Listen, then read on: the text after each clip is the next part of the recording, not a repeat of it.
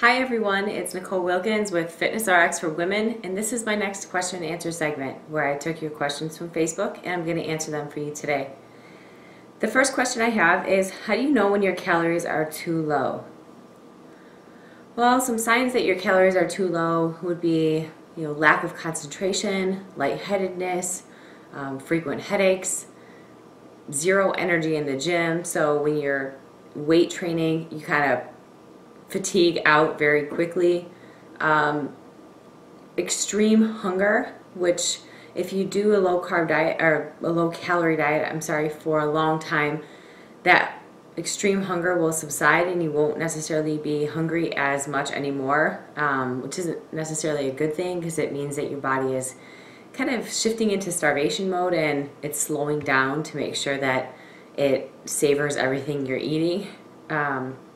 So those are pretty much the telltale signs that your calories might be too low. Hi Nicole, I'm struggling with knowing when to use pyramids, supersets, and Dropsets, to name a few, and which ones are used to build muscle versus lean you out. I'm trying to build muscle in my arms, but lean out my legs. I find the more I lift on legs, the bigger they get, so I'm just running and doing plyos for legs. Any advice would be great. Thank you. Pyramids are usually where you start with a lighter weight for the first set and do higher repetitions, and then each set thereafter you lift heavier but your repetitions go down, so you do kind of a pyramid effect. That's really great for building muscle. I do that a lot with my upper body, especially my shoulders and my back. Supersets are where you take two exercises, it doesn't matter if it's separate muscle groups or the same muscle group, and you perform them back to back without resting. For example, pull-ups with a bicep curl. So you go pull up, bicep curl, rest. Pull up, bicep curl, rest. So consecutive exercises back to back. Those are good for, you can use those when muscle building, but they're really good for those who are short on time because you can get your workout in a lot faster. Drop sets are good for muscle building as well, because let's say you don't have a training partner and you're lifting heavy. You can only do 6 reps with 40 pounds, drop it to 10% less, and try to get as many repetitions as you can after the 6 reps. That would be your drop set.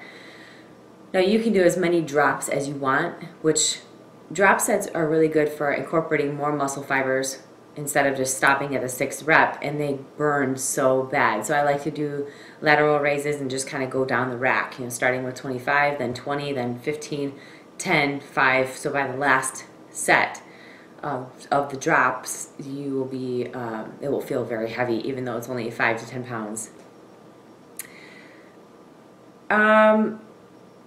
If you're trying to lean your legs out, I would keep doing what you're doing. I would keep your repetitions higher. So 20 reps, keep the weight more moderate so you're not lifting quite as heavy, and definitely do a lot, shorter rest periods so that it's more of a cardio workout, and that will help kind of keep them a little tighter. With the upper body, I would train it like a traditional bodybuilder, and whether you are trying to lean it out or gain muscle, you can use a lot of these intensity techniques. It's just the amount of weight that you use, and as far as leaning out and getting bigger, it's also a lot of what you eat. Nicole, are there any special brands fit girls can wear? I'm finding jeans tight in the quads and jackets tight in the shoulders. Well, I have a lot of this I have this problem quite often too, which is why I just wear workout clothes all the time. No, but seriously, for jeans, it's so difficult to find jeans. I wish there was a company that would make jeans for girls with larger quads, because I always have that problem. Stretch jeans are usually really good, so silver jeans or 7 jeans. I also like Express. They tend to have good jeans, and then I just take it to the tailor and have them take the waist in. So I usually have to get a bigger size in order for them to fit my legs, and then I just get the waist tailored. For shoulders being too big in your shirts, I really try not to wear button-up collared shirts too often because of that reason. But anything that's stretchy and just comfortable. I don't usually wear really thick sweaters because it makes me feel really bulky. But if you have any ideas, comment below, and I'd love to find out more information on that too, because I'm usually just in workout clothes. Sweaters and leggings and boots. Hi Nicole, how do you stop yourself from comparing yourself to other women all the time? What helps you when you're feeling down?